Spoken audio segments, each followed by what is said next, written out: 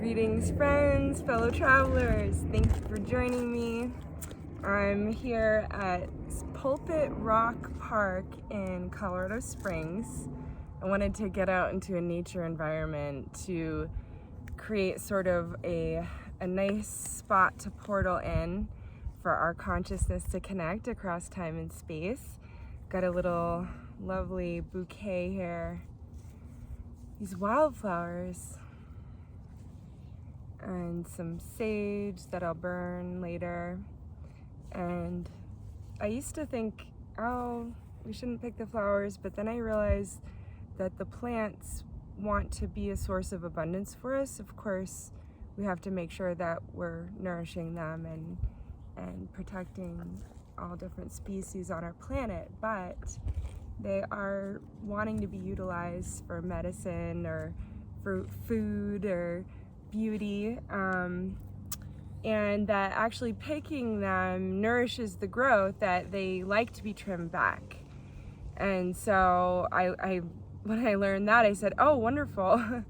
Then I feel good that I'm giving love to the plant by picking some flowers and enjoying it, and that it's going to grow back even stronger because of it, to a degree, of course.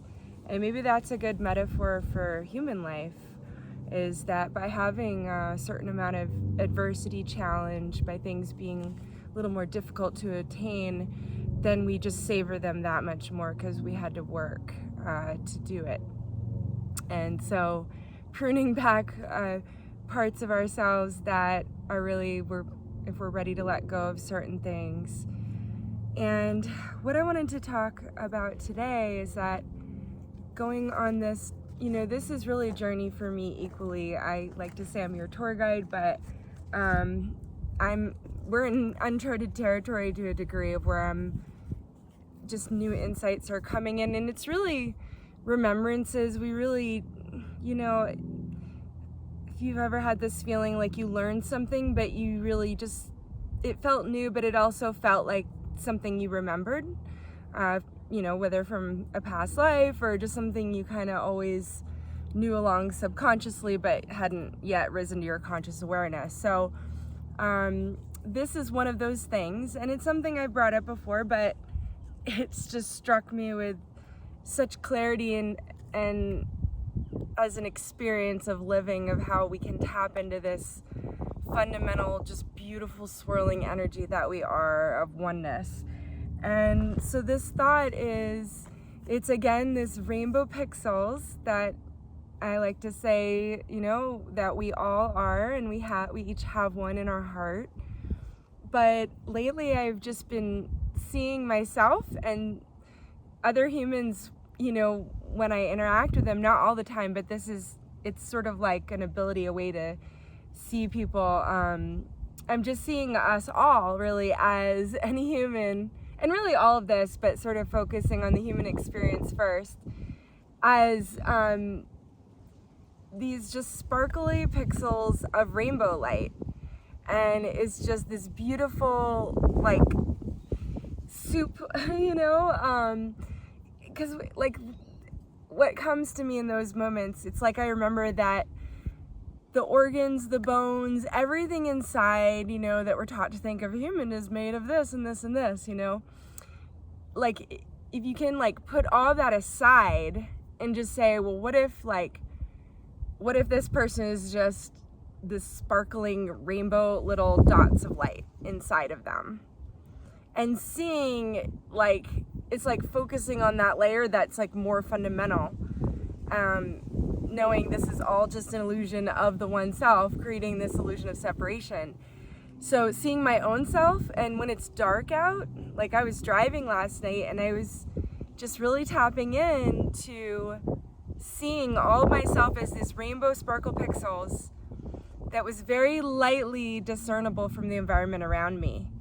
And just seeing within this, as opposed to just like fixed objects, like we're kind of, the anatomy and whatnot, which is great for its own, like we want that too, but what I'm saying is, like, let's just shift the lens, like as with the binoculars, I keep bringing these layers want to come through, bringing up the connecting to the earth and connecting to the sun, connecting to the solar system, the galaxy, universe, and all the different layers, then we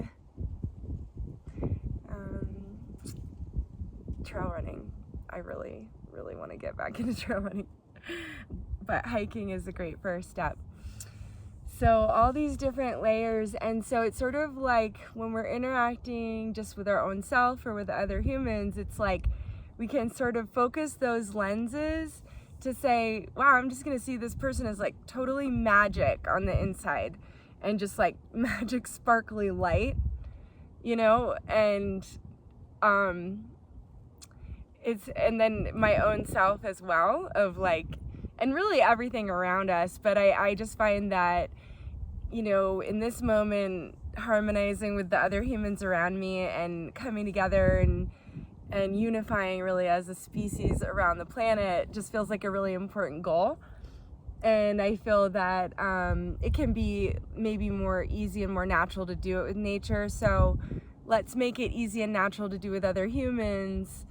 And the scalar energy, or, you know, longitudinal waves, there's different terms used. There's some difference about, so let's, you know, put all the jargon aside and just say that lately I feel like I've been really honing my ability to strengthen my ability to experience bliss. And like I mentioned before, this is like a muscle that we strengthen, and we want to appropriately ground during or after bliss experiences to really bring that energy coming from the heavens down, and we want to be the vessel to bring it all the way down into earth. And likewise, like really at all times, we have the earth's energy coming up through us up to the heavens, and the heavens energy coming through us down to the earth. So by honing our vessel, we can assist and allow these energies that naturally want to flow through us in a harmonious way. We put our intention into assisting parts of the body where the energy wants to flow more strongly, and other parts in the body where the energy is flowing too much and we want to calm it down, and just seeing ourselves in a state of balance within, and just going really fundamental, coming back to this concept that I really wanted to hone in on, just seeing just these tiny little sparkles of light that are all different colors, and they're all changing, and they're all swirling and shifting. Because if we had binoculars that could genuinely see that layer, that's legitimately what we would see. But I'm convinced now, because I've been seeing this my whole life, but I'm just tapping into more and more what a beautiful thing this is, to see the world this way. I'm really convinced that this is just our third eye opening to see what's right here in front of us, and we're always capable of seeing. There are groups, there's a group in Europe, and I'm sure many groups around the world, but one in particular that's teaching children to see with their eyes closed, with blindfolds, helping them hone that skill from a young age. And it's something that I'd like to keep honing, and perhaps have someone guide me like that. It just seems like the sort of thing that we're going to be having more and more of. And as we open up our inner vision, our third eye, that, you know, if we want to attach a physical location in the brain, we could talk about the pineal gland that has these crystals and lights. And if we could see inside the pineal gland, we'd see lights flashing, different colored lights. So, and I've had moments after drawing and painting sacred geometry where at night I was dreaming, and I was seeing all these flashing colored lights and shapes, and it feels like drawing the sacred geometry, or just staring at it, just looking at some beautiful works, has this ability to clarify the pineal in some sort of way, order it. I've really been getting a lot of benefit of looking at some of these beautiful, you know, sacred geometry shapes, these crystalline forms, that there's so many of them, of these different ways that various ways the platonic solids interact and, you know, with one another and shift from one form to another. And these are crystal forms that we can find in nature. And so being able to see drawings of that has been really profoundly euphoric for me. So I hope that might be something that could help some of you all. But really just anyone out there that, is maybe feeling like they're going through a hard spot, I have moments, and to me it's become more of a ground floor. Before I would say, well, okay, I'm here, I'm like, I may not like where I am, but can I just be here?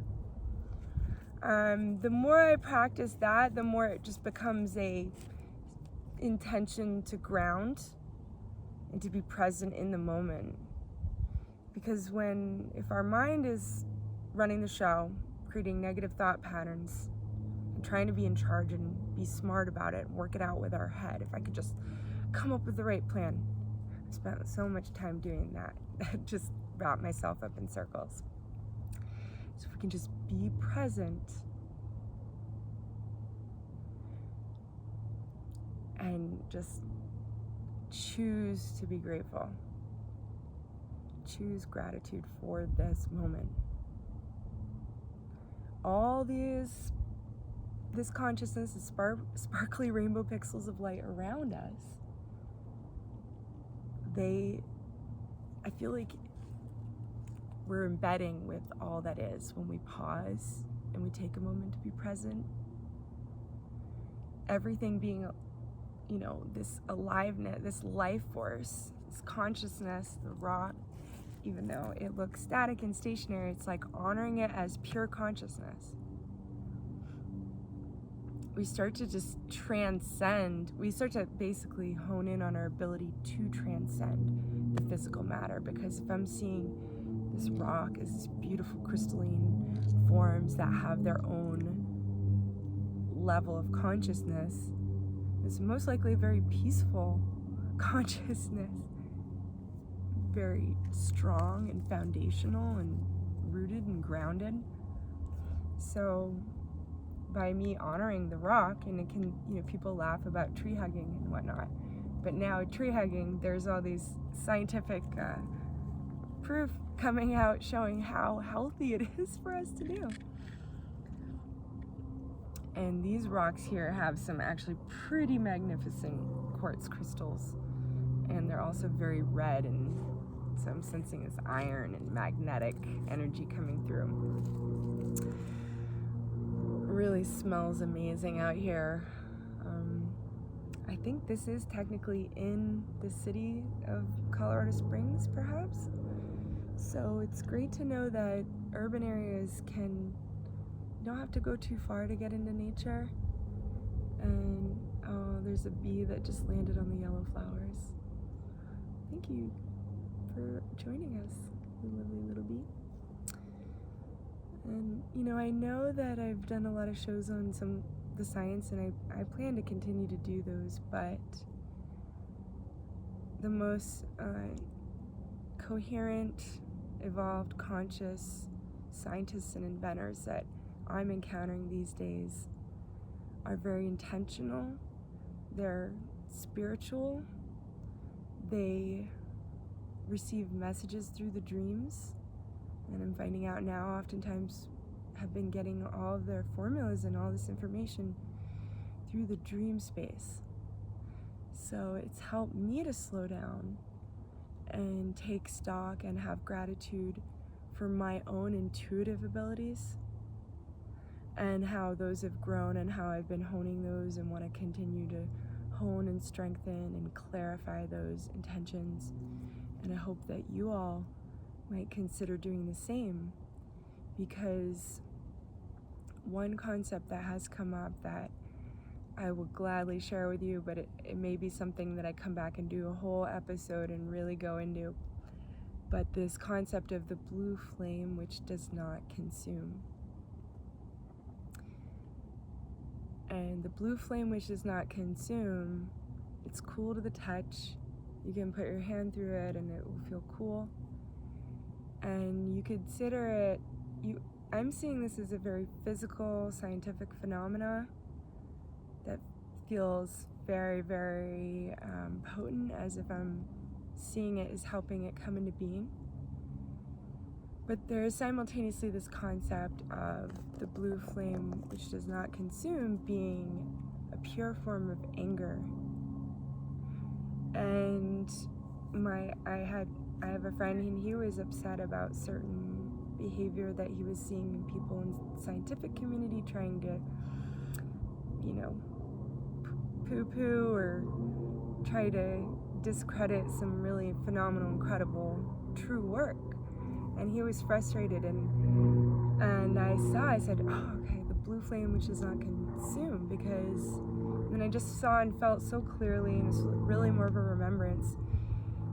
If we can inhabit that energy ourselves, of the blue flame which does not consume, and to me it feels very cold, it feels like a cold plunge, but I love that, and I love to test myself in that way, so it feels like a wonderful parallel.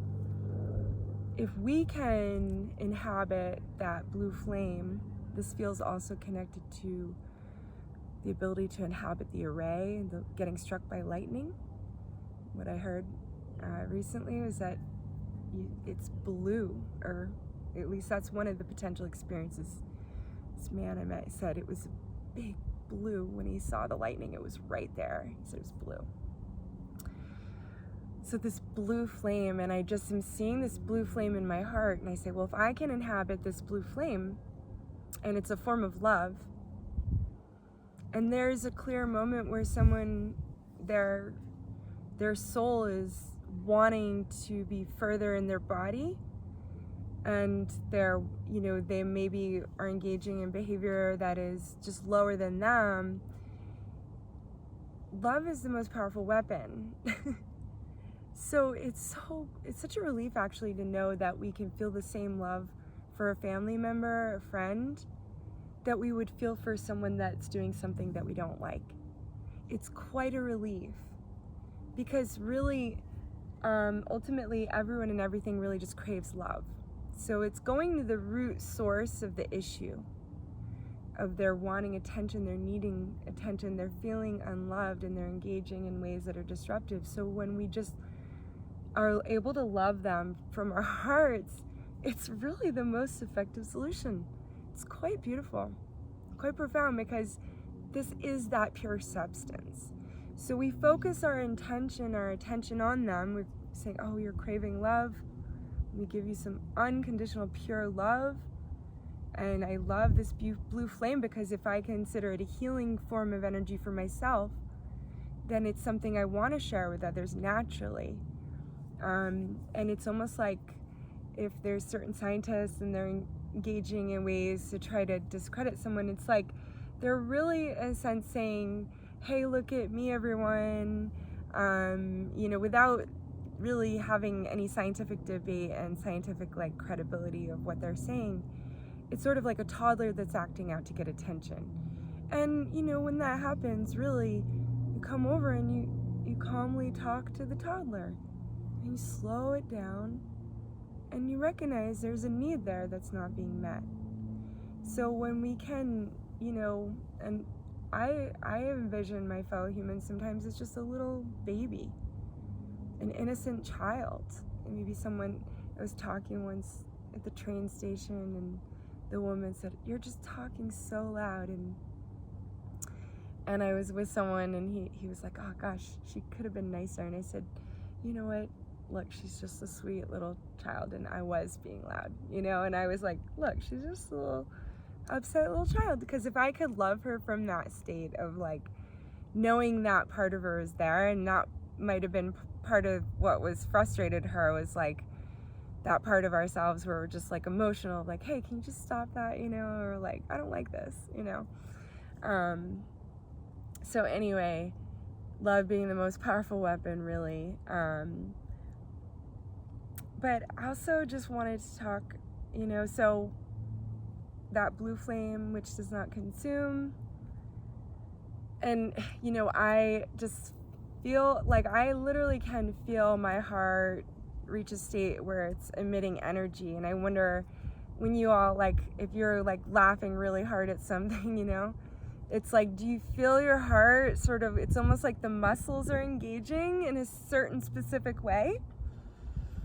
And then it's like, I can like feel just these rays of light or this beautiful energy, like life force energy, like joyful, vibrant energy, like emitting in like pulses from my heart. It's like I can feel my heart generating these, what some people might call scalar waves, other people might call longitudinal waves, longitudinal pump wave, pressure wave that, you know, can travel faster than the speed of light, transcends time and space. I know that if I'm feeling love for someone in my heart, they are receiving that on some level. They don't need to be consciously aware of it, because that's not what it's about. It's just about when we love unconditionally from our heart, that's like a natural state. And we're still discerning humans that can choose what we like and what we don't like, while this fundamental layer of love being just this, the joy of this creation of like, I exist, I am, I want to have fun.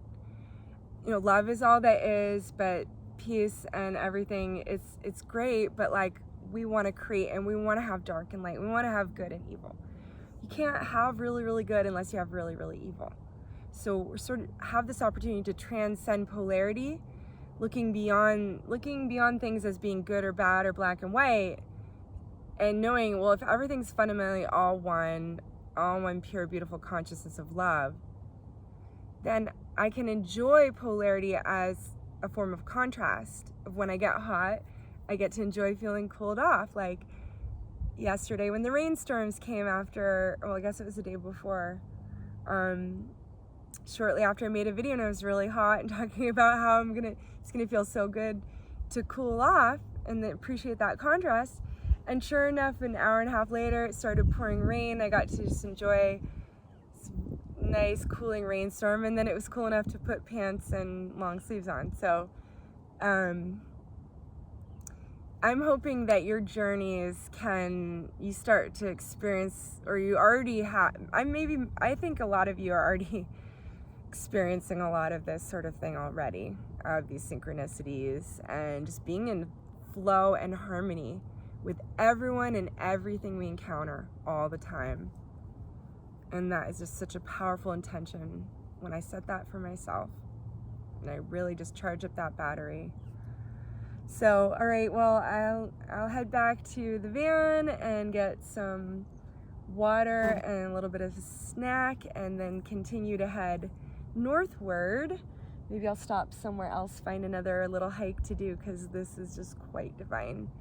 But I'm really glad the technology gods are supporting these transmissions to get out, because I wasn't sure if it was going to align, but it feels funner than ever for me. And so just grateful that you made the time and effort to connect with all of us across time and space, fellow travelers. Just really, really grateful that you're here. And the event is in about 3 days from now, but I hope to sparkle in some joy and fun in between now and then. So much love to you all. Have a beautiful day, evening, rising, afternoon, wherever you are, whenever you are. Hope it's full of light and truth and love that you are.